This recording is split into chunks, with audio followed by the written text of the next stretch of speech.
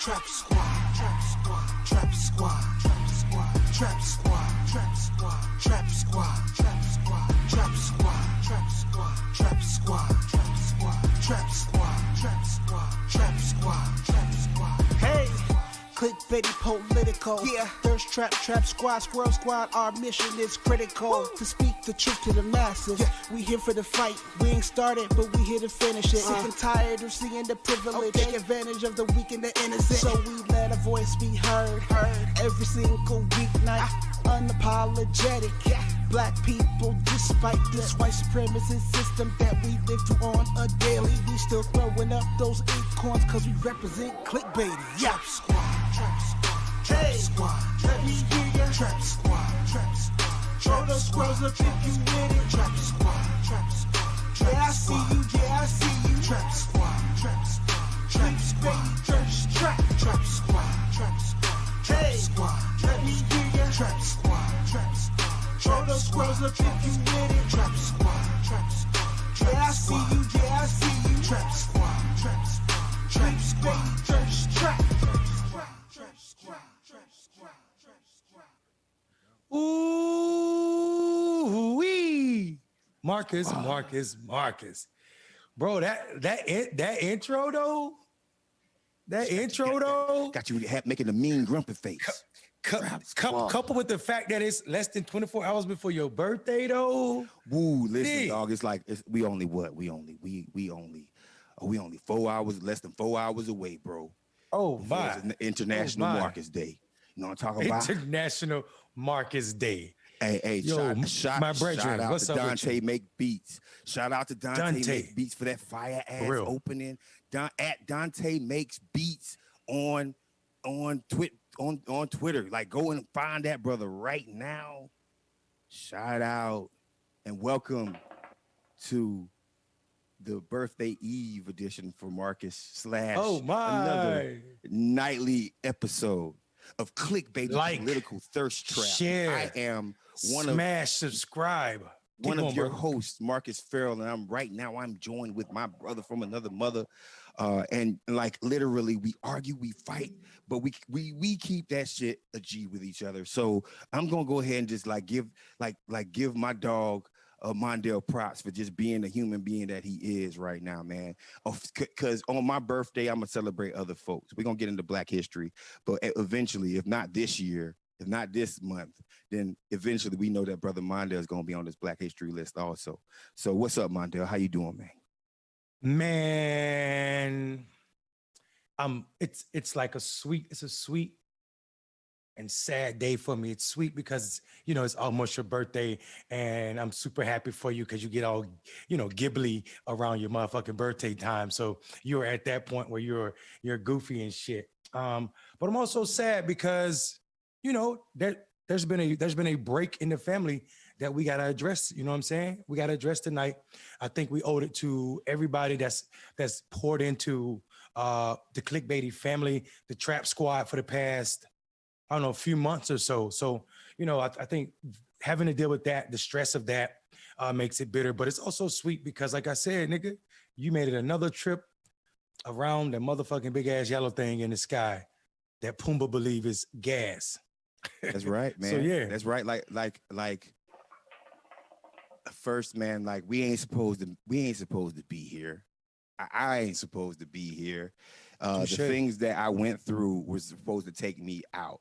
I'm not supposed to be smiling right now because politically people have trying to take me out. I'm not supposed, and the only thing I ever got into this thing for on my birthday eve, I swear for God, I'm gonna say this one time.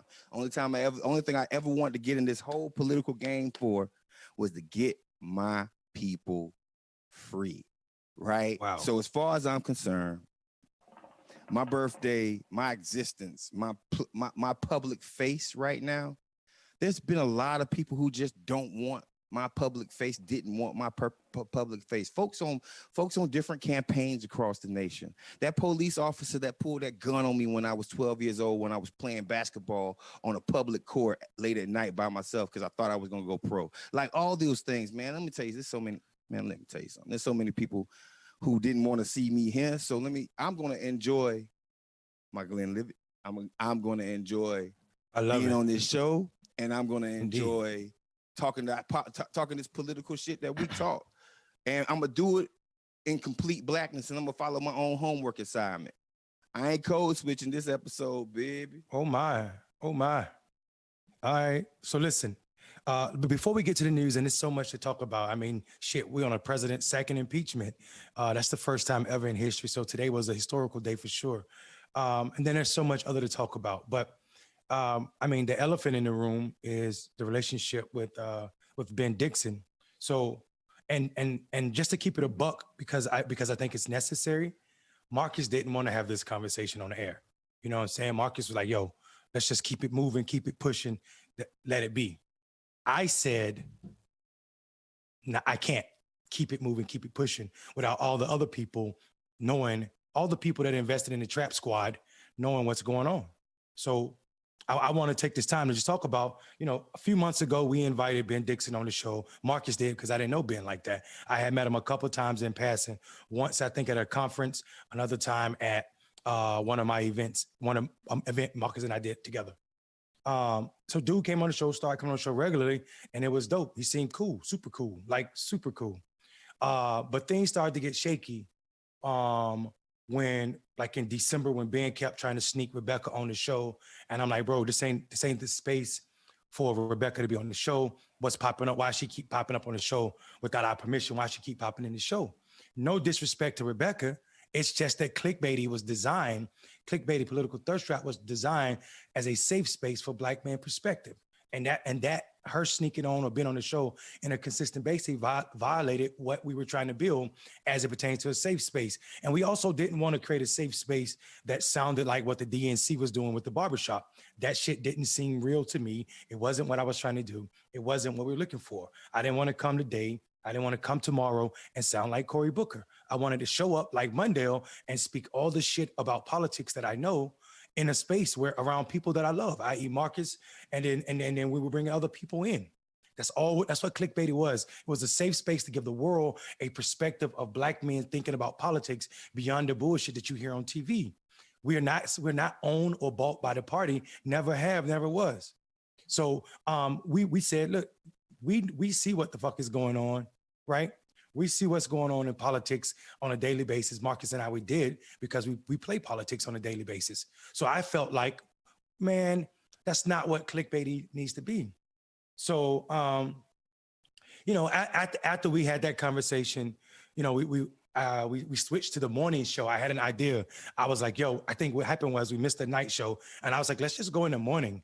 We went in the morning and it was so dope. We just started. We just kept it running. So we started doing it every day. At first it was 3 days. We said, let's do it every day.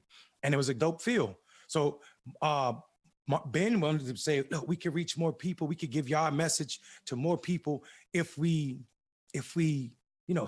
let other people come on the space, let other people come on the show and be permanent parts of the show, because they bring in other aspects of the conversation. And I'm thinking to myself, not even to myself, because I'm texting Marcus like, what the fuck? I don't want to do Shade Room. I don't want to do The View. I want to do ClickBaity, where I can cuss like I want to fucking cuss and do what I want to do. Marcus, being the more diplomatic one of us, convinced me that I need to, pipe down and give it a chance and see what can come out of it. Because if we're giving our message to more people, then it's a win-win for everybody. So me listening, I said, all right, fuck it, let's try it out. Marcus said, let's try it out. I tried it out to see what it was going to be. And I literally showed up to that goddamn show, just like I showed up to ClickBaity, the Morning Trap. Well, that's when things got rocky. Last week, a contract comes in my email, and the contract is, to me, the contract is asking me to be an employee of the Morning Trap. That's a fucking show that I own. That show is a byproduct. That show is a byproduct of ClickBaity. The trap in the name comes from Political Thirst Trap. The Trap Squad that we call the fans of that show are ClickBaity fans. ClickBaity Political Thirst Trap. We came up, Marcus asked you all, what should we be called? It was Squirrel Gang for about 15 minutes, and it went from Squirrel Gang to Trap Squad. And it's been that ever since. And that's why the show, The Morning Trap, running as The Morning Trap, started out as ClickBaity, The Morning Trap. But when I read that contract, it's telling me that I could be my relationship with The Morning Trap can be terminated at any time. So I'm on the phone. I get the contract. I immediately text Ben and Marcus and say, yo, we need to jump on a phone call right now. I say me, Marcus, and Ben, we need to hop on the phone right now and discuss what the fuck is going on with this show and a vision of our show. And also we just need to catch up because we hadn't talked in a while. Everybody said, great bet. We came up with the time, 2:00 at the end of last week. 5 minutes before 2, 1:55, I'm not joking, I get a text message from Ben saying, well, we decided earlier that we should add the CEO of Ben's company because it was dealing with the contract. No, that was me. So that was me. That only thing I'm going to interject and say that was my idea to make sure that I didn't, Marcus. I didn't want to say anything. I'm talking about my feelings, so I didn't want to say your name. That's why I'm not saying people's name. That's the only thing I'm going to say. Yeah. So what else I'm going to say is, so anyway, so Marcus said the CEO should be there. I said, that's right, bring her. So 5 minutes before the goddamn call, I get a text message from Ben saying, yo, call y'all lawyers and tell them to get on the call too, because we're going to have our lawyers on the call. I'm like, bro, ain't no fucking way I can call my lawyers 5 minutes before a call and tell them to get on the call. First of all, it's impossible. Second of all, it's improper. It sets my lawyer up to look like they're incompetent and not knowing what's going on because they've not had time to deal with the context of what we're talking about. So anyway, we get on the call, and the lawyer is giving me the blues. I'm reading the contract saying I'm not going to sign a contract saying I'm an employee of my own show. The lawyer continues to tell me that this is not a contract about equity of the show. It's a contract about working with Ben's company. I said, well, if that's the case, why is The Morning Trap, a show that I'm a part owner in, listed in this? The lawyer says to me, I wrote that contract. The Morning Trap is nowhere in there. I said, it's in the first paragraph. She said, this is the same contract I asked everybody to sign. I read the first fucking paragraph and The Morning Trap was in there and it was synonymous with service. And anybody knows when you're naming definitions, The Morning Trap, and in parentheses and quotation, it says service. And every time in that contract after that, you say service, you're talking about Morning Trap, which means I could be fired from my own fucking show. So she said she didn't put that in there. And then it came out that the CEO of Ben Dixon's company changed the contract and didn't give the lawyer the same contract that Marcus and I was looking at and the change that she had made to the contracts. So the lawyer is going ham on me and she's got a different contract. She's going to try to tell me, oh, that's just different words. It ain't different words because in contracts, different words mean a different document. A different document. And because of that, there is no more Morning Trap in that aspect. The Morning Trap belongs to ClickBaity. That's our fucking shit. And I'm not giving it up. That's why that show is called The Ben Dixon Show again. I ain't fucking playing no games. And that's all I'm saying about that. I'm ready to get to the news and celebrate Marcus' birthday. Oh, and by the way, if anything I said is cap, the text messages that we all own can prove it. And also the call with the lawyer, Marcus, the CEO of Ben's company, and Ben and myself was recorded by them. So I give them permission to publicly publish that fucking video from that Zoom call so anybody can see what I'm talking about and if I'm capping. Next. I fucking wish we could. I fucking wish we could work this shit out. I don't like being screwed over. I don't like arguing with black people. And this will be the last that I say of it because, honestly, I'm just another member of the Trap Squad. Trap Squad. Trap Squad. Trap Squad, yeah. No. I detect no lies. And what I'm going to say is all I'll say is I want I want the company to do well. I want their company to do well. But for the most part, I want to make sure that, like, I'm able to do what I do and give my political commentary and just work with folks who are people of their word, right? That's it. It's very simple. So whatever that means, I'm here for it. And yes, I am probably one of the most diplomatic people, and that doesn't make for good television, but that makes for good. That doesn't make for good television. I don't give a fuck about good television. I do appreciate relationships, right? And at the end of the day, when it comes down to how I feel about this whole situation, communication was necessary on an organic level. That how we start this shit is how we should continue with it, and that's the only thing that I have for it. And hell, to be honest with you, I appreciate Ben, right? I don't appreciate how shit went down, but I appreciate Ben. And I do want to make a statement about one thing, and that is, man, all right, man, listen, I can't speak for Mondo, but I'll talk about me real quick. I don't let ego drive nothing that I do. I check my ego all the time because ego is a problem, right? But I can't allow, there's a difference between having an ego and also just asking folks to. Marcus, can I interject real quick?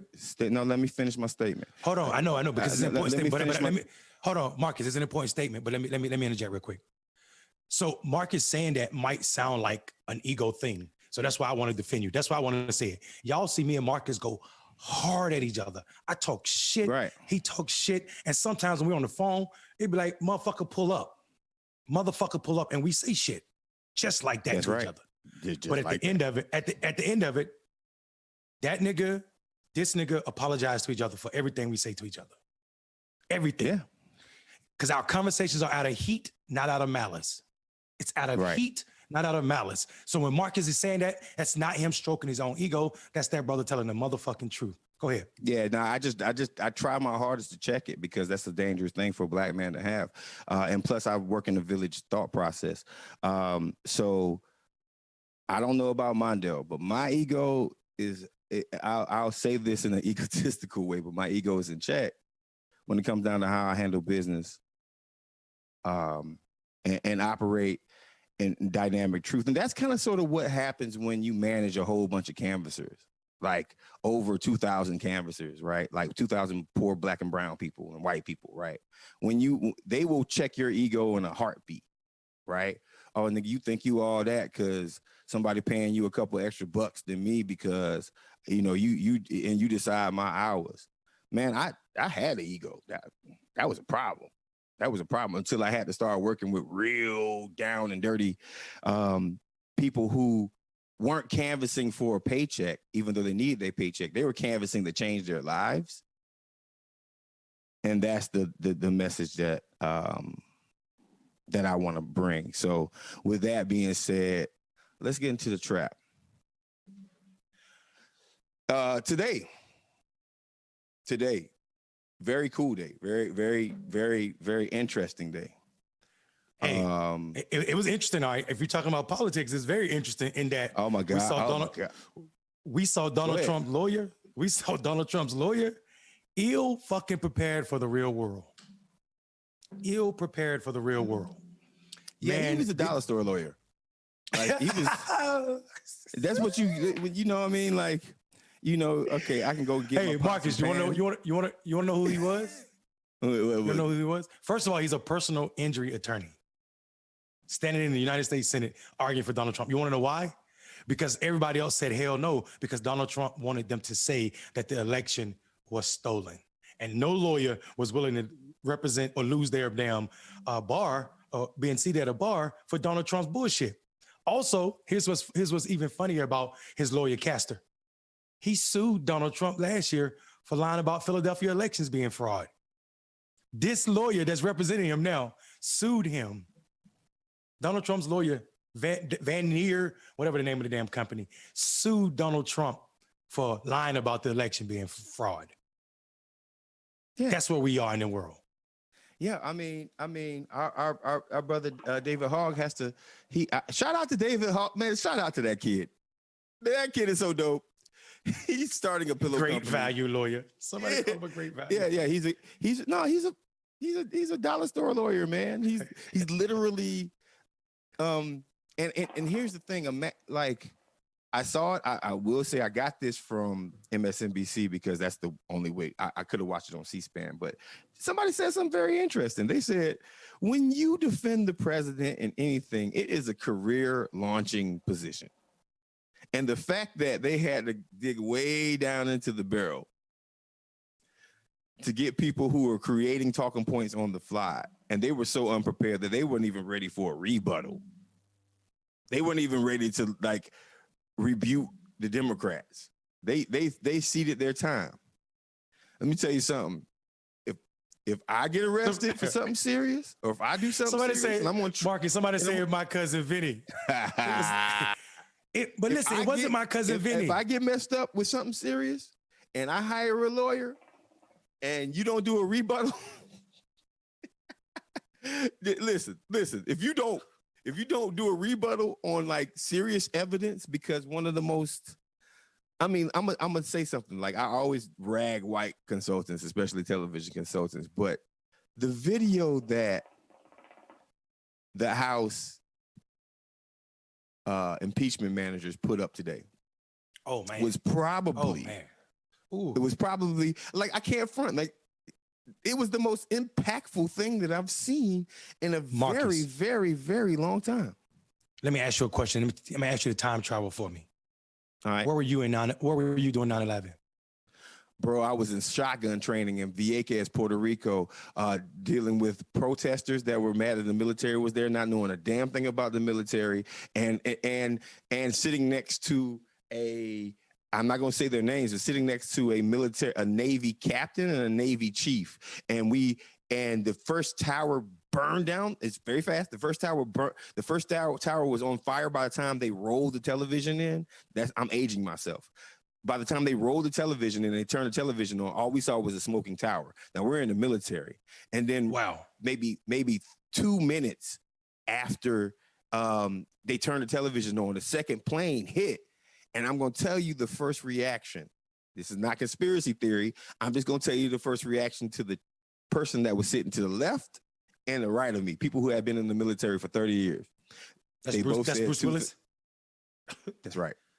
They both said two things to me. They said, one of them said, wait a minute, how did that plane get there? Right. Because they know NORAD.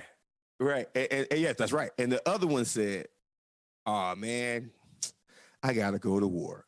He literally started packing up. Like, he's a 30-year chief, right? He started packing up a 25-year chief at the time. He started packing up his stuff. Like, let me go say something to my family real quick.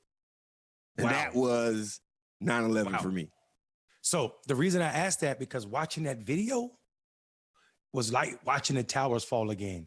It was like, it was sad.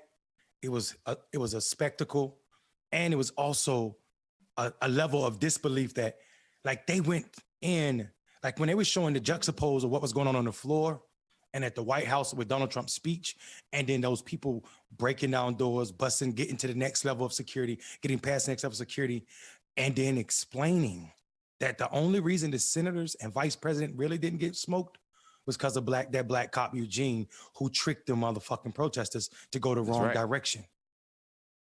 That's right. I mean, it was the same effect. It was the same. For me, it was the same. I see you on rewatching it. Mondale, here's my question. Where were you on January 6th? Man, I was in Valentine, so South Charlotte, sitting at home watching TV, and I literally, with my cousin, God rest his soul, literally I said, Bruce Willis got a new movie coming out. And then all of a sudden, and I swear, it's like, no way that shit was real. I understand. I had just got out the Marine Corps. I knew No. I didn't ask about 9/11. I asked about 1/6. Oh wow. Where were you? Okay, so you see the trauma then. You see the trauma? I went straight back to 9/11. I was in Charlotte, man. No, when that happened, I was sitting in front of a TV in Atlanta, not believing my eyes, my lying eyes, man. Not believing my lying eyes. And then we went live, and it was one of the dopest lives that I've done. Where were you on 9/11 again? You were where? In Charlotte, North Carolina, man, just sitting there thinking it was a Bruce Willis movie about to come out. Because, we have, if people are not familiar with NORAD, it's North America's something air defense. What happens is when a plane is over restricted airspace on the East Coast, we got an Air Force jets pilots that are just waiting to jump in those pilots and be where those people are within minutes. Even if it takes a minute, 6 minutes, they can be wherever. And for me to see all that happen blew my mind. I couldn't understand it. I couldn't wrap my mind around. It had to be Hollywood. This is what I'm going to say about 9/11 without even invoking conspiracy. Because I can't front. I was a conspiracy theorist until January 6th. Because if you see a whole bunch of white people in the mob walking down the street and you don't get the cap and you don't get the army, that mean, like, you got to. My mentality about, and then as we know, and we'll cover this, there was a FBI agent that was actually arrested for being a part of the insurrection. Riot, bro. Right. Yeah. Right. So right. No, we're not. Nope. Say insurrection, because we're not calling it a riot. The attempted coup. You're right. The attempted coup. So I mean, and we know that, like, one thing I know, especially I know a couple of FBI agents that, like, the FBI agents I know, they kind of pro-black at this point. And I'm like, how are y'all even in there? Right. There's a lot of history that you go in, and they, one of them have told me, man, bro, we deal with the same thing you deal with. We just can't talk about it. Right. Oh, wow. I'm like, oh, wow. Right. It is what it is. So I'm not ever going to, like, I'm not ever going to bash anybody anymore, man. It's my birthday. I'm going to tell y'all my radical truth is there are good cops, but y'all are shitty cops when y'all don't say nothing about corruption. There are good FBI agents. There are good preachers. There are good politicians. It's just that when y'all go along with the fuckery against the American society, you become automatically bad. It's dope when y'all actually stand up and do the right thing. And sometimes standing up and do the right thing makes you automatically lose anywhere from $150,000 to $50,000 a year. And that kind of sucks, right? So that's my thought process on it, man. Mondale, you know what I'm gonna do, man? I'm gonna ask you to lead the news now. I led it last night. You lead the news. No, man, listen, I'm a good pitch hitter, bro. Keep doing what you do. You trying to be lazy on your birthday and party. I already know. I am trying to party on my birthday, America. but I do owe each and every single. Wait, are we gonna play some? I'm sorry, go ahead, Marcus. Yeah, let's laugh a little bit. Come on, let's laugh a little bit. Dwayne. I'll be quite frank with you. We changed what we were going to do on account that we thought that the House manager's presentation was well done. We are generally a social people. We enjoy being around one another. Senators of the United States, they're not ordinary people. And boy, this is a diverse group. We still know what records are, right? On the thing you put the needle down on and you play it. I worked in this building 40 years ago. I got lost then, and I still do. I represent the great state of fill in the blank. I saw a headline, Representative so-and-so seeks to walk back comments about, I forget what it was, something that bothered her. I don't want to steal the thunder from the other lawyers, but Nebraska, you're going to hear, is quite a judicial thinking place. If the individual state legislatures didn't adopt the Constitution, we would not have it. The floodgates will open. As I was going to say originally, it will release the whirlwind. But I subsequently learned since I got here that particular phrase has already been taken, so I figured I better change it to floodgates. Hey, hold on. First, oh my God! First, this nigga went to law school. This nigga went to law school. Everybody went to his law school trying to. They writing their doctorate and their law degree like they adding an A to that motherfucker. Hey, Ruben Gallego and a couple of other Congress people who were served in state representative would have been like, "Yo, he can't last in state house. How the hell is he talking to us right now?" Dog, I'm telling you, man, Dollar General, bro, On some real shit, Dollar General. Matter of fact, he is an unedited mixtape. He's an unmastered mixtape. Somebody say, is this an SNL skit? Nope. It's the continuation. It's residue from Donald Trump's presidency. Man, that was perfect. It like looks like that guy should represent Donald Trump. Well, he broke he broke the cardinal rule as a Republican. And you can, as a Republican, you can never mention diversity. You never say the word diversity as a Republican or representing a Republican. Marcus, fuck that. Listen, look, fuck that. He broke the cardinal rule of defense. The motherfucker said that we changed our strategy because the prosecutors did a good job. What? You ain't gonna rebut what they said. You gonna be like, oh, they did a good job. So we're gonna talk to you about me being a representative and us being social people. Well, get a fucking social media profile if you're social. You came here to defend somebody. The Senate now, because the trial is being held in the Senate. The Senate can create all the laws around it, what can be allowed and what can't be allowed, right? The Senate can choose, pick and choose the laws. It's not like a normal courtroom. It's not like a normal. So I'm going to be interested in what the decorum is and what's allowed and what's not allowed. And in a 50-50, well, I guess it's 50, well, 56, 40, whatever. I think at this point, we can look at this and say, all right, who's going to make the rules for the Senate trials itself? And are these rules going to be allowing for real evidence to come in, right? 56-44. And shout out to the Republicans who said, well, let's go ahead and make a thing of this. Yeah, six Republicans, man.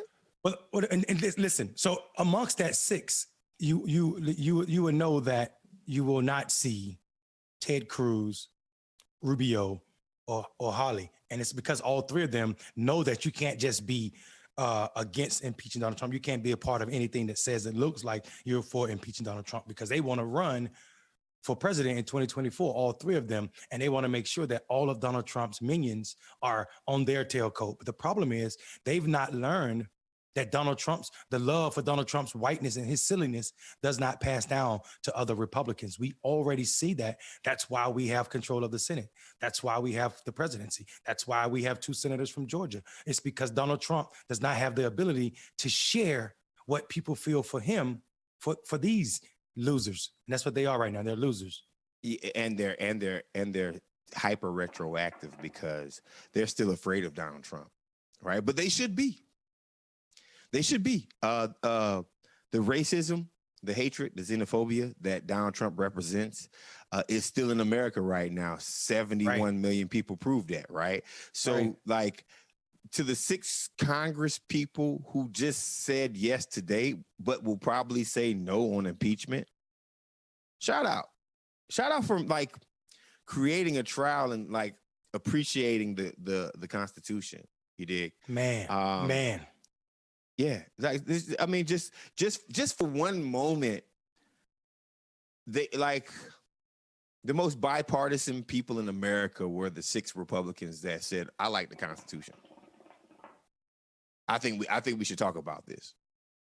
I think that when my nephew text messaged me when I was sitting in a bunker surrounded by other Congress people, I think that my nephew deserves to know that I'm okay. And I think that there's something wrong, that is not okay for angry white people to be coming into my office and trying to,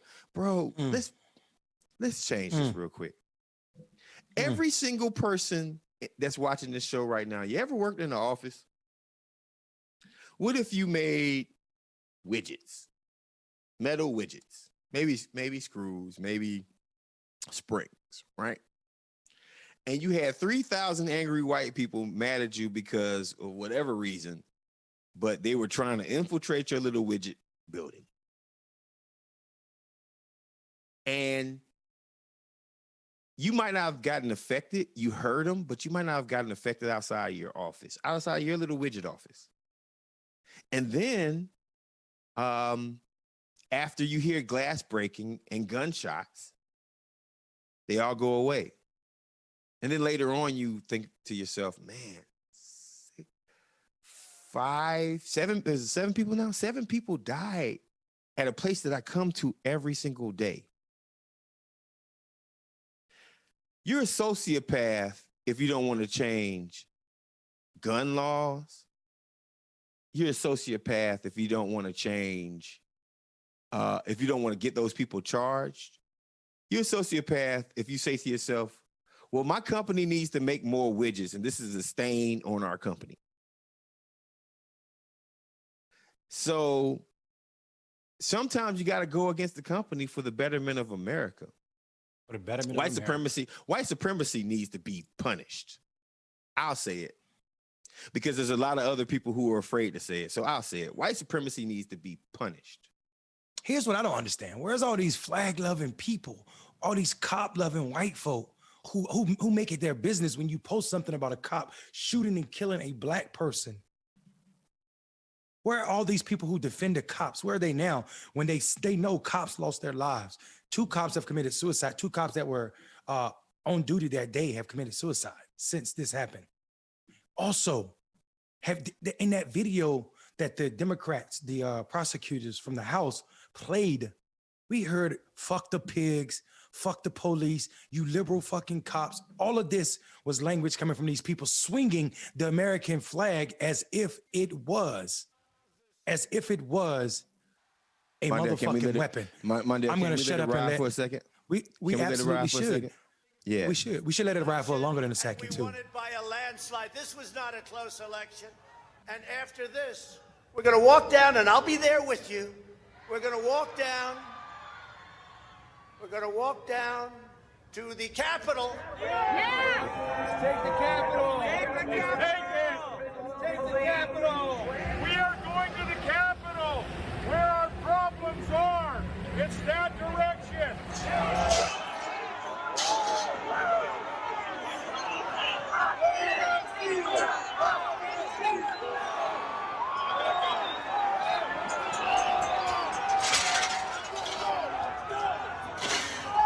Everybody in! This way! This way! Tens of thousands of votes. They came in duffel bags. Where the hell did they come from?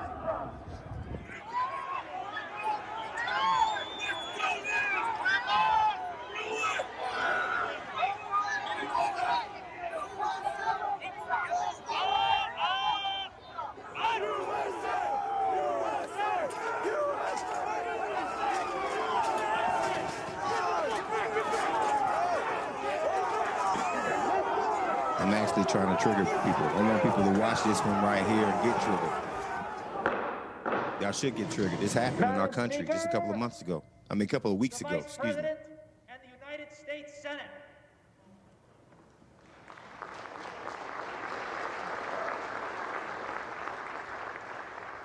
Off the sidewalk. Stand up for him. Stand up for him. We outnumber you 1,000,000 to 1 out here, dude. Take the building! Take the building! Fuck these people. Join us! That's enough! There's much more coming! The Constitution says you have to protect our country, and you have to protect our Constitution. And you can't vote on fraud. And fraud breaks up everything, doesn't it? When you catch somebody in a fraud, you're allowed to go by very different rules. So I hope Mike has the courage to do what he has to do. Talk about you standing down!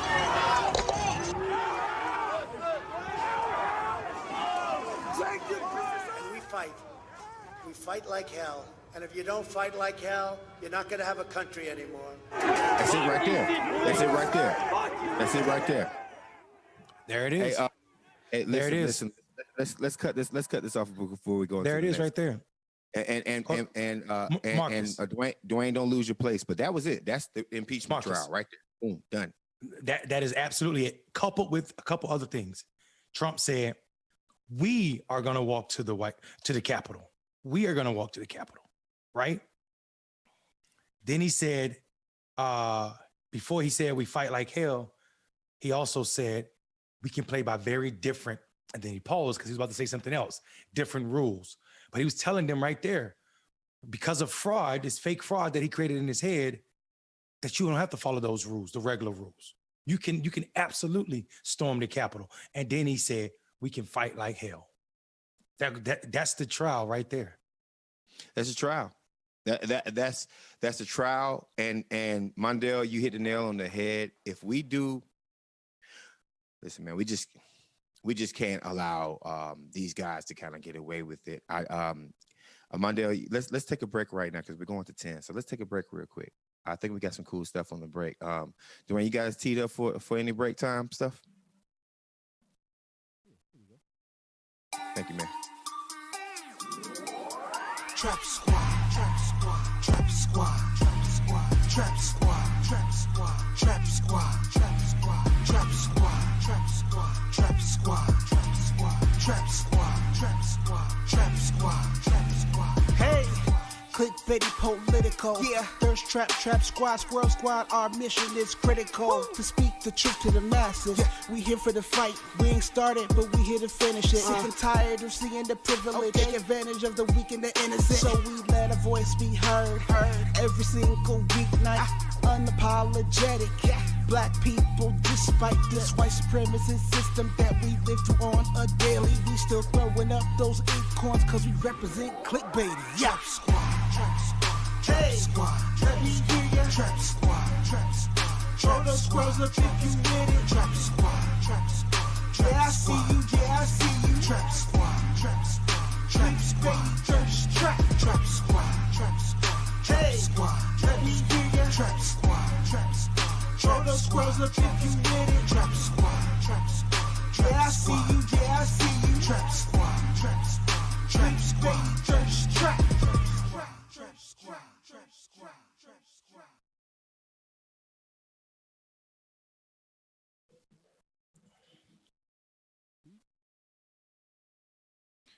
Yep. Listen. Trap Squad, stand up. Trap Squad, stand up.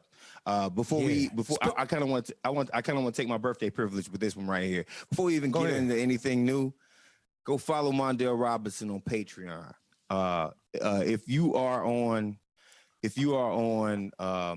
any of the new social media programs, look down there. We got a little ticker below us right now. Make sure you follow us on all of our social media platforms. Make sure you give us some super chats right now. Give your boy $5. Can a brother get $5 for a birthday? You know what I'm talking about? But whatever you decide to do is perfectly fine. And make sure you follow me. The only thing I wanted to say was, please follow Marcus for America at Clubhouse, because I randomly say random shit all day long on that thing. And I'm starting to like Clubhouse a whole hell of a lot. You better than I am. I feel like you better than I am, brother. When I got invited to join Clubhouse, I was like, all right, cool. I get in there, and what it is, it's a fucking shit show in there. It's horrible. Everybody's an expert that ain't really experts. Mondale, it's the internet on steroids. But Mondale, I'm a walking shit show. No, you're not, brother. No, you're not. I'm just joking. But I'm together. A hot mess. I'm very put together, but I'm a hot mess. Man, Thank you for the birthday. Marcus, you created the word hot messness. Of course you are. Listen, you said something that before the break that's important, and it leads us perfectly into our next segment. You said we cannot let them get away with it. Now, you were referring to these white supremacists and them trying to overthrow the government. But right. It also applies to this motherfucking administration. Our brother Rashad did an article today that said Joe Biden is president because of black voters. And his presidency will be marked by what he do and how he act on racial equity. I'm super stoked about this piece. I don't know if people got a chance to read it. If you don't, take a few minutes and read. If you haven't read it, don't read it right now because you're watching the show. But make sure you get a chance and read it, because what basically is being said is what we already know. But for Georgia, Joe Biden would have still won the election. Absolutely. It would have been an easier case for Donald Trump to make that he could have won this election. So the fact that black people turned out in record numbers in Georgia and did what we did and all over this country as a matter of fact, and put him in the White House, even before the general election in the primary, we wiped out the rest of his competition. Black people in the South took out 15 or 16 candidates and cleared the way for Joe Biden. It was not Barack Obama calling candidates saying, hey, get behind Joe Biden, because he didn't make those calls until we shut shit down. Then Barack Obama used his black voice to say that, tell the other candidates, get behind him. So what I'm telling y'all, Joe Biden will not get an easy pass on racial issues, because we are the reason his name is President Biden. Yeah, listen, I mean, we've said this on the show before, but I'm gonna make sure this is clear and concise this time. I mean, President Biden owes black people, and as much as I don't do the neoliberal rah-rah thing that moderates do, I'm not ever gonna do that. It's just not in me. What I'll say is, I think President Biden probably understands that a lot more than the people surrounding him right now. You got to understand, neoliberals are in Joe Biden's circle, and they don't know anything else but how to be neoliberal. And essentially how to be neoliberal, essentially how to be a leftist from neoliberal to progressive is to tokenize black folks. Find your favorite black person and then elevate them and make sure that they are on the same page that you are with whatever policy that doesn't help black people, but you're a black face, shut the fuck up, right? And I think, and this is what I'm hoping. I'm hoping Joe Biden has this. He probably hadn't talked about it to anybody besides Dr. Jill. But I hope Joe Biden has this. This is a hope. This is not like a fact thing, but this is just hope. I hope he has this thing where it's like, honey, he talks to Jill Biden. He says, Dr. Jill, he says, honey, I fucked up when I made that crime bill. Man, I really fucked up. And I don't want to apologize for it because, I mean, if I apologize, people will think I'm weak. But baby, I fucked up. And all the people that are surrounding me right now in this White House, they want me to talk about this and talk about that and be on this yap, you know, however an old white man from Delaware says it. But he said it. And then he's saying, you know what? I just want to rock with black people. This is what I hope. I hope Joe Biden is like, I just want to rock with black people. And before I pass away, because I'm older, and before I pass away, I just want to make sure that black people are whole. So I hope he says something like, well, what about this reparation thing that they're talking about? Because, you know, he's older. Like, old people say crazy shit. What about this reparation thing they're talking about? And I hope he gets talked. I hope it's not him that doesn't bring it up. I hope he gets like, I hope neoliberals are like, whoa, we did the polling on that, Uncle Joe, and this is that and the other. But I hope Joe Biden is a guy that is organically about black issues at this point. And eventually, every now and then, he decides to just turn down the offers, turn down the suggestions that his staff does and be like, no, write it up, let's sign it. Because that's what black people need as a president. And maybe I pushed it a little too far there, but that's what I hope Marcus, Joe Biden is right now. I like you imitating Joe Biden's pillow talk with his wife. I'm cool with it. Listen, here's what I would say. Reparations is a real fucking thing. We guess what's about to happen? The one of the richest social justice, if you call them that, organizations, law firms in this world, I'm talking about ACLU, just put out their new platform, and reparations is a part of that platform. So now you got a $1 billion organization about to start pushing for reparations. So now that white people are calling for it, it might happen. You know what I'm saying? So we've been saying it, we've been knowing it, but this is what happens in Florida, right? Desmond Meade was building some shit. Yeah, Desmond Meade was building some shit around Amendment 4 to restore the voting rights for returning citizens, people who have been justice system impacted, so they could vote again. Because in Florida, once you come out of prison, you cannot vote. I don't give a fuck what nobody tell you. Before Amendment 4, you couldn't vote. The waiting list was like 100+ years to get your rights restored. So what happened was people didn't believe that Desmond 1 could get the language on the ballot. He couldn't get enough signatures. He did that. He not only did it, damn near doubled it. Secondly, he got the language approved in the first go round. Nobody in Florida's history, very few people gets a ballot language approved by lawyers on the first go round. Once he did that, then ACLU and a bunch of other organizations started raising money and bringing their ass in there. It's cool because they brought the white voices with them, which was enough to push us over the edge, right?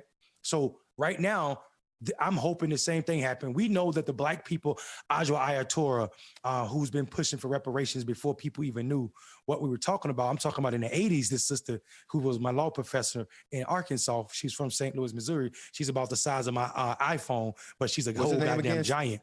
Say her Ajwa name again? Ayatora. Ajwa Ayatora. Can we follow her anywhere? Does she have any public things? Not on social, not knowing her, she ain't on social media nowhere. But she moved back to DC right now to continue this work. Her legacy is reparations. She is a leading thought provider, provoker on reparations. What's up with Bobo? What's up with Wody? Oh, Wody, man. Wody just said hello to everybody, man. Wody. Y'all say hello to Wobo. Yeah, say hello to Wody Bobo, man. He's from the Bayou. He's from Wody Bobo is from New Orleans, right? So go ahead and say, hey, Wody, come here. Wody, come here. But yeah. So what I'm hopeful for is reparations becoming a motherfucking thing, right? So I'm super excited about the fact that one, every presidential candidate on the Democratic Party was forced to say something about reparations this cycle. That was dope as fuck. Now we got a white organization, ACLU, who has their own problems. They do. Presenting reparations as a part of their platform. So let's get this shit moving. That's what we're doing right now, real quick. Look at Wody. He done got big, y'all. He done got big, y'all. It's my birthday. He celebrated my birthday with me. You know what I'm talking about? A little something. While we're talking, do you think we could add marijuana equity to the reparations platform? I mean, to Rep 1. Like I think that's something that we should consider, and I also think that we should consider something that's a little bit. First, let me give a shout out to a couple of people real quick. Shout out to Mandela Barnes. Yeah. Shout out to Mandela Barnes. I think Marcus might have froze a little bit. I think we might have lost Marcus. Mandela Barnes, if y'all don't know him, is a young brother in his 30s, elected statewide in Wisconsin. The brother is a promising brother who's pushing all types of progressive policies out there and fighting for issues, and he's on this front line. So for real, shout out to that brother. I was happy to support his candidacy early on, and it was the right thing to do. So indeed. I will say this. Marcus is talking about marijuana equity. We should save that space for him when he comes back, because he is absolutely for me, the foremost black thought on marijuana law and policies in this country, and what's necessary to ensure that black business owners like himself aren't being left out of that industry as he continues to try to get licensed in multiple states. So indeed, we need to save that space for Marcus. But I think while Marcus is trying to figure out what's going on with his cheap ass internet, Dwayne, if you can pull that video of Donald Trump's lawyer again, I just want to laugh some more. So, and I know we've already seen it, but I want to see that shit again. So if you can pull that up, let's just do it. I'll be quite frank with you. We changed what we were going to do on account that we thought that the House manager's presentation was well done. We are generally a social people.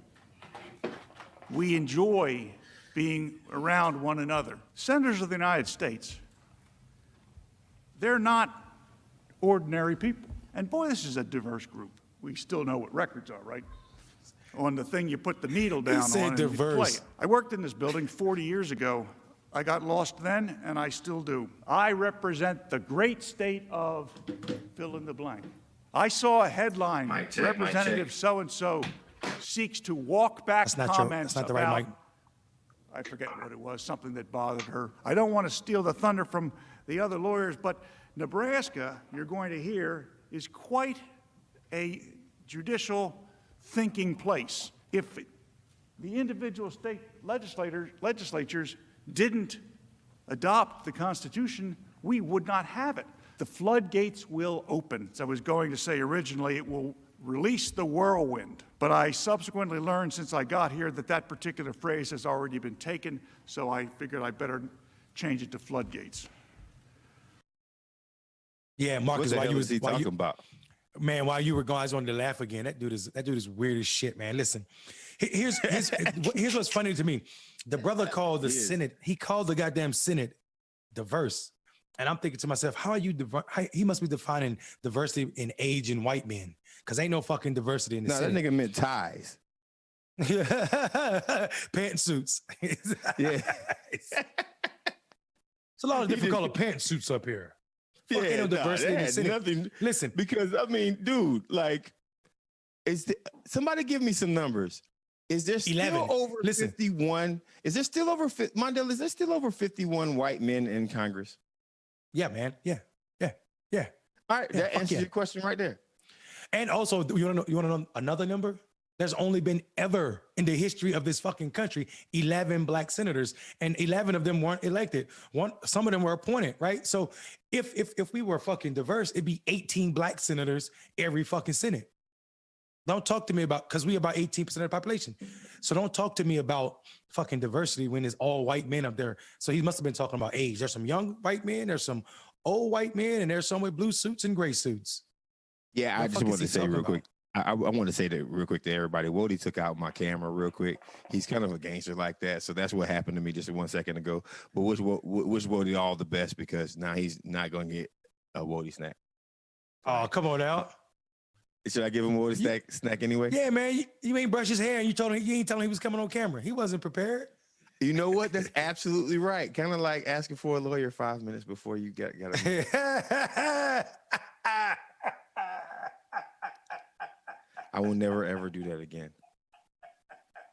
That was my pushback on a major show that happened yesterday. We're gonna keep it moving real quick, man, because to be honest with you, there is always news in ClickBaity Political Thirst Trap. How many we got? We are 9:37, and we got to rock with y'all to 2:00. Man, what we got for the culture, Dwayne? What we got for the culture, man? It's about to get down.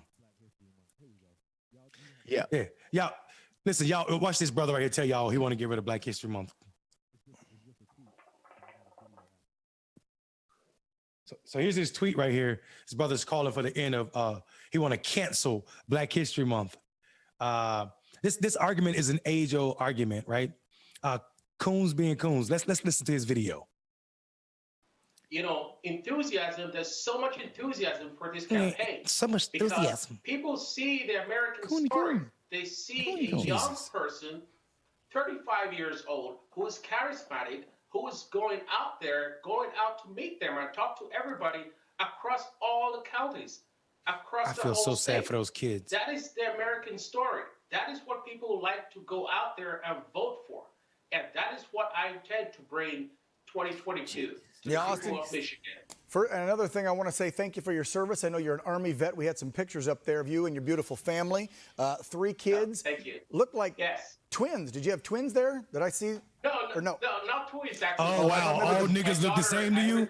All the niggas look the same to him. Angel, Ages and all that shit. His name is Jesus, and then the little one, the baby of the house. His name is Jesus, nigga. All right, so let's just go through this real quick.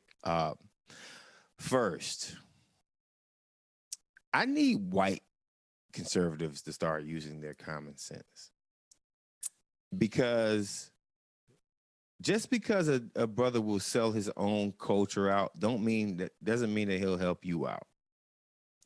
Because the Republicans organically don't help out black people.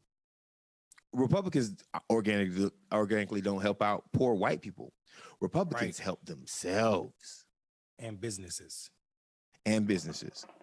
So if you're willing to sell out your own and show up with your beautiful black family, and yes, that was a beautiful black family. It was a beautiful black family. I have no problem with saying that. But mine is his ass looking like a black moon pie. Go ahead. This motherfucker look like he called you a name. He called your mama a name. Look at him. The motherfucker had an American Dad chin. Look at him. He looked like old shit. Look at this motherfucker. Welcome to the family, guy. I am the Negro. I am the Negro. I am the Negro. Nigga pie.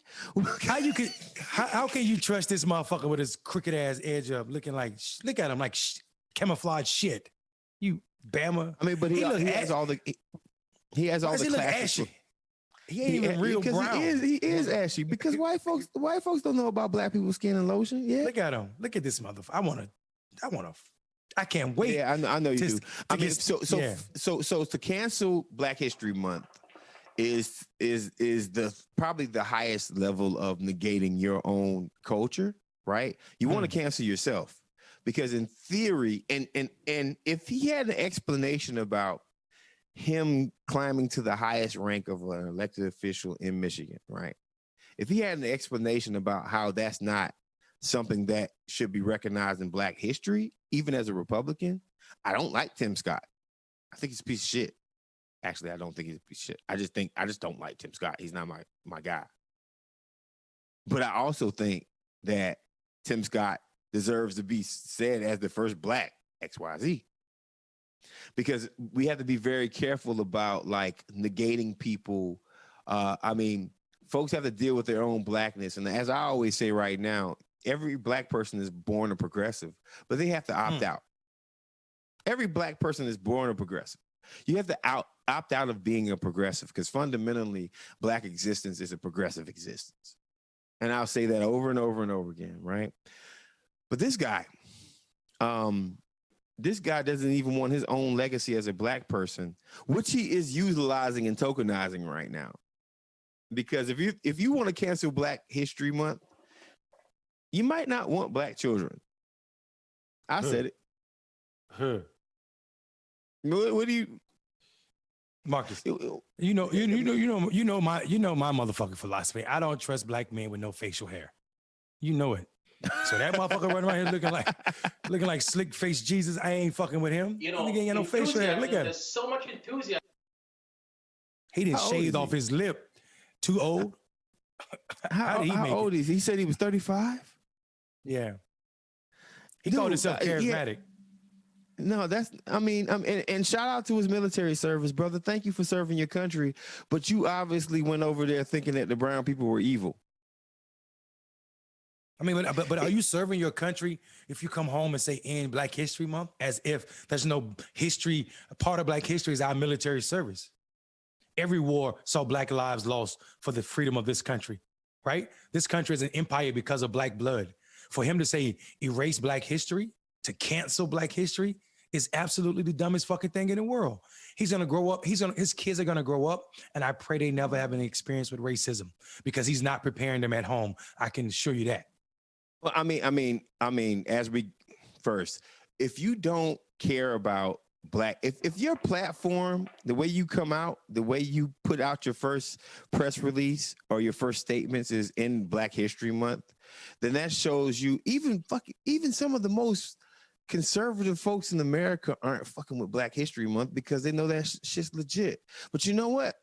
Perfect segue. Dwayne. Before we segue, listen, think about how stupid this motherfucker had a Christmas tree and a goddamn American flag in his living room. Who the fuck has an American flag stand in their living room?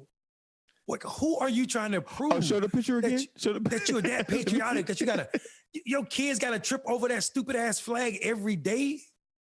Man, fuck out of here, bro. Get out of here. Yeah, you're trying to frame it. Go play. Looking like he live in Waycross. Anyway, I love Waycross. Let me stop. Hey, Dwayne, that's a perfect segue, man. Let's get into this Black History moments from ClickBaity Political Thirst Trap. Black people loving Black people. It's February.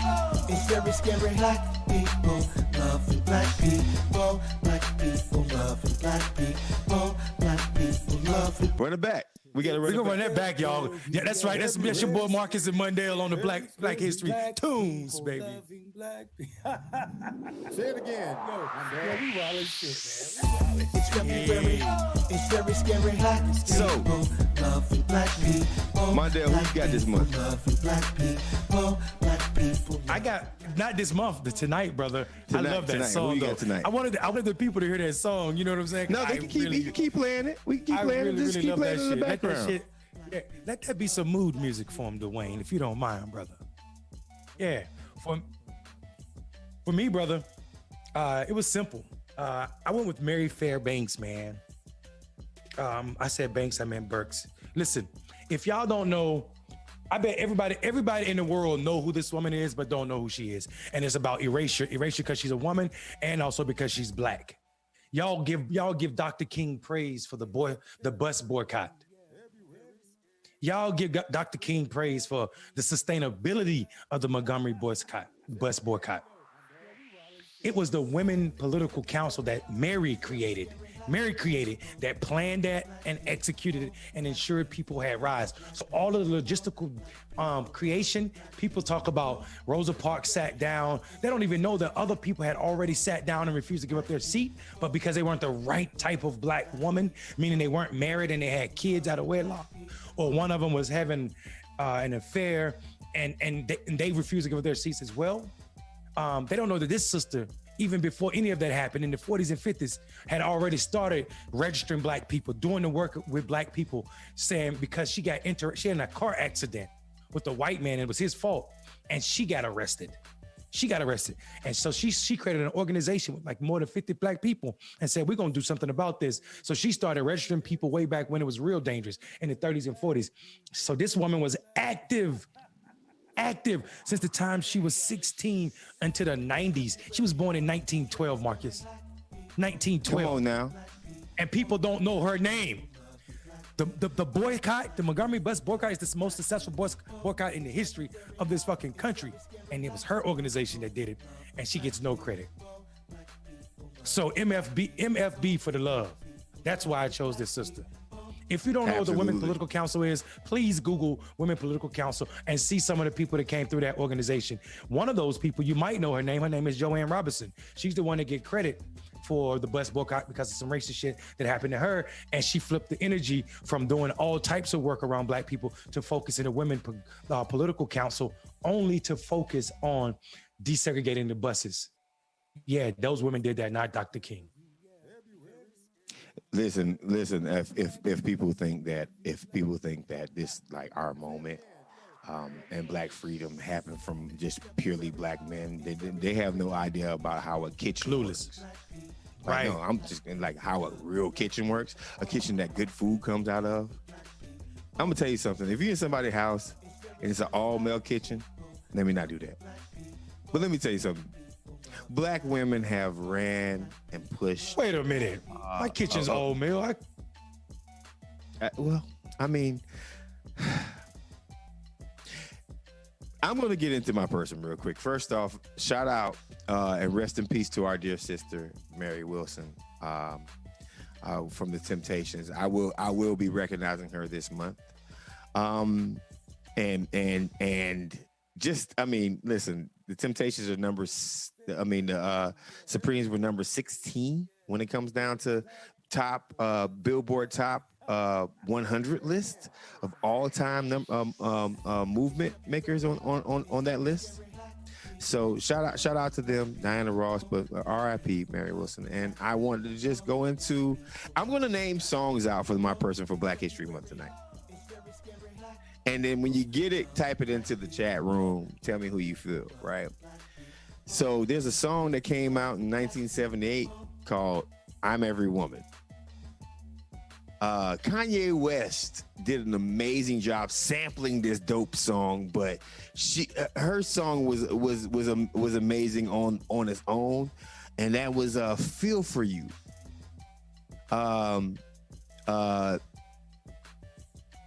So, well, first, let me back up. She also changed the face of music. She went from soul, classical soul, to like the first version of R&B, to major R&B records that went platinum across the board. And that is our dear sister Chaka Khan. I love Chaka Khan because Chaka Khan is one of those things, one of these artists that my mama will put on and vacuum the house on a Saturday morning, and I would end up knowing all of the music and had no idea who that person was, right? So let me get into it real quick before I do too much, because I want to make sure I do her right. Chaka Wood, better known as Yvette Stevens, American musician, songwriter. Her career spanned nearly 5 decades. She was born in USO. Whoa, I didn't know this. She was born at Great Lakes Center. She was born at boot camp. She was born I think she was born in the Naval Hospital. And Chaka is still active right now. We're so blessed to have her. The reason why I wanted to bring her up is because she is considered one of the top 10 most sampled hip hop artists of all time. Her music has actually influenced the whole society of folks that are making music till this day. More than just Kanye West. Some of her breakbeats, some of the breakbeats that her band used, some of the lyrics that her band used, some of the lyrics that she has sang has been a part of one of the most epic parts of American music in general. So I wanted to give a shout out to Chaka Khan, man. Y'all go look her up, listen to her music, download her whole catalog on iTunes. Listen, man. Okay. I had 2 crushes growing up. Whoopi Goldberg and Chaka Khan. You had a crush on Chaka Khan? What? I know she was bad. She's bad now, but that one album cover where she was standing on the fence, man, I used to do jump ropes thinking about Chaka. Hey, Mondale, before we move on, man, who's your 90s crush? That was the 90s. Well done. Well, no, my 90s crush, like our age, it would have been Brandy. Brandy? Yeah. My 90s crush was Aaliyah. That was my 90s crush. Yeah. I was the same age as Moesha, so growing up, I was just like, yeah, Moesha. If it was now in the 90s, my crush would have been Lauryn Hill, right? Like if I had to if I was the person now and I was as young as I was then, I would have been like. You know why I could have never, besides of the obvious reason I could never date Lauryn Hill, but you know why I would never date Lauryn Hill if that was in the alter universe? Because she's like the girlfriend that'll just put you on hold for hours and then just forget you're there. And then come back when she got ready to be like, oh, now you want me to sing? Hey, matter of fact, on boyfriend girlfriend thing, shout out to Holly Berry, because Holly Berry said today something recently. She said something that was one of the most interesting things that you could hear from her, and I actually clowned her about this on this show, but her retort to me was better than I could ever complain to her. And what she said was, people always complain about I can't keep a man. Who says I'm trying to keep one? So shout out to Holly Berry, man. Shout out to that's right. And shout out to all the Black women in Black history. We're not finished talking about you this month, but what we did want to do is elevate you today. There's a lot of special Black women that are in both of our lives and also in American history. And if we don't mention you guys, we refuse to allow you guys to get lost to the annals of history. Indeed. Mondale. Yeah, listen, I am who I am because of Black women. 11 plus aunts, 7 sisters, 7 wonderful sisters, my mom, grandmom, and then countless teachers who were not related to me, but put their hands on me in a loving way. So I am who I am because of Black women. And right now, I beef with a Black woman every day about, my flaws and shortcomings, but she's also the better part of me. That's Tam. You know what I'm saying? So yeah, shout out to Black women, bro. Yeah, Tam is a good advisor, and I can't front. She is one of the reasons why. Well, all the Black women that are involved with us are one of the reasons why this show is still going right now.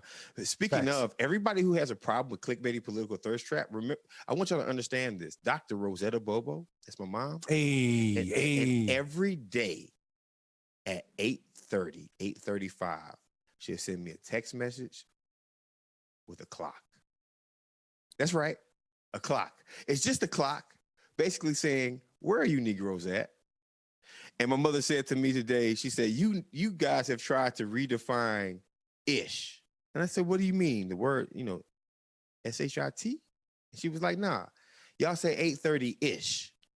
8:30-ish means 5 minutes, right? But you guys have redefined it to 8:30-ish, meaning 30 minutes. So we're sorry, Trap Squad. We're gonna do better. Dr. Rosetta Bobo, you're Hunter. absolutely right. Go ahead, Mondale. Scouts Hunter, we're gonna do better. We're gonna do better about respecting y'all time. Marcus, time is important. Ish. So hold on a second. Rhonda said, where's Tamara? We're in negotiating process right now because Tam on a diamond and I don't like diamonds. Oh, that was butterscotch. Butterscotch. Yeah, Tam wants a diamond and I don't like diamonds. So we got to negotiate. I mean, every diamond is not a blood diamond. You do know that. Every diamond is a blood diamond unless it's grown in a factory. They lie about it. Every diamond is a blood diamond unless it's grown in a factory. So every diamond. There are no conflict. Yeah. So okay. All right. What Marcus said. Yeah, we love y'all.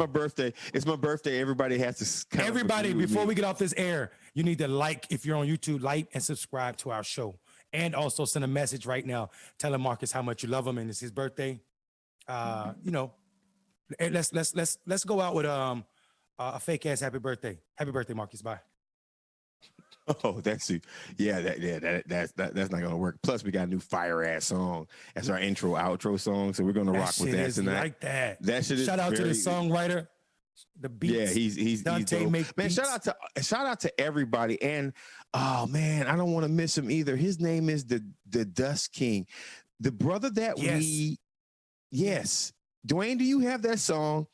The brother that was from Canada last night, that we elevated. He said he was a bassist and I found out that he was a bassist for a hard rock band. So when he said that, I was like, man, I don't know if I want to listen to it. I listened to it, and bro, I was like, wow, this is pretty good. So I want to make sure that I don't. Yeah. Okay. Awesome. All right. Yeah. Put up his Bandcamp. We're gonna play the song tomorrow. We're gonna give him a shout out because that's him right there. That's our new guy right there.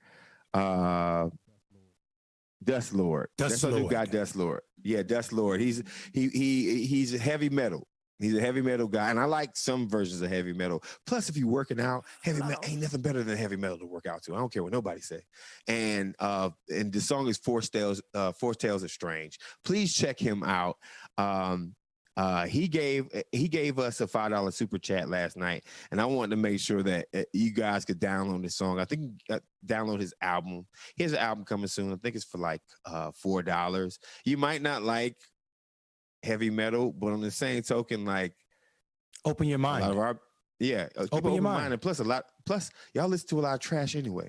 So actually, let me tell you a secret. If you go to Mos Def album Black on Both Sides, he has this song called Rock and Roll, and he goes into this his heavy metal. Did you hear that song? Yeah, that's right.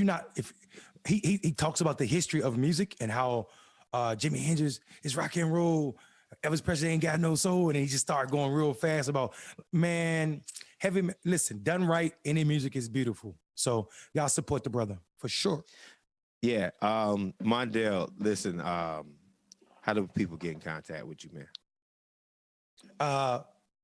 My cell phone number is 5.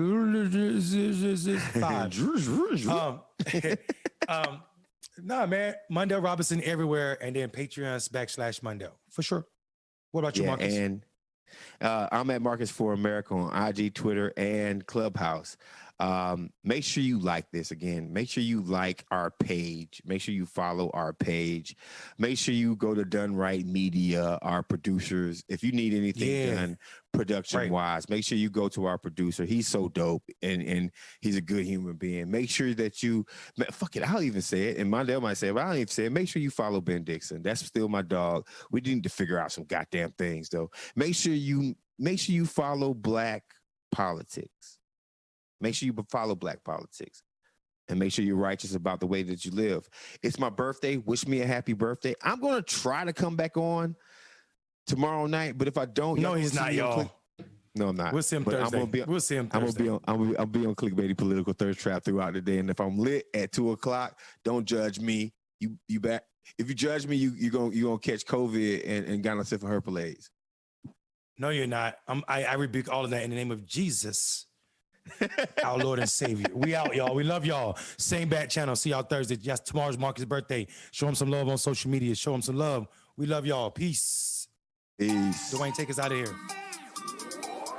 Trap squad, trap squad, trap squad, trap squad, trap squad, trap squad, trap squad, trap squad, trap squad, trap squad, trap squad, trap squad, trap squad, trap squad, trap squad, trap squad. Hey, ClickBaity political. Yeah, Thirst Trap, Trap Squad, Squirrel Squad. Our mission is critical to speak the truth to the masses. Yeah. We here for the fight. We ain't started, but we here to finish it. Sick and tired of seeing the privilege. Take advantage of the weak and the innocent. So we let our voice be heard. Every single weeknight. Unapologetic. Yeah. Black people, despite this white supremacist system that we live through on a daily, we still throwing up those acorns cause we represent ClickBaity. Yeah. Trap squad, trap squad, trap squad. Let me hear ya. Trap squad, trap squad. Throw those squirrels up if you with it. Trap squad, trap squad. Yeah, I see you. Yeah, I see you. Trap squad.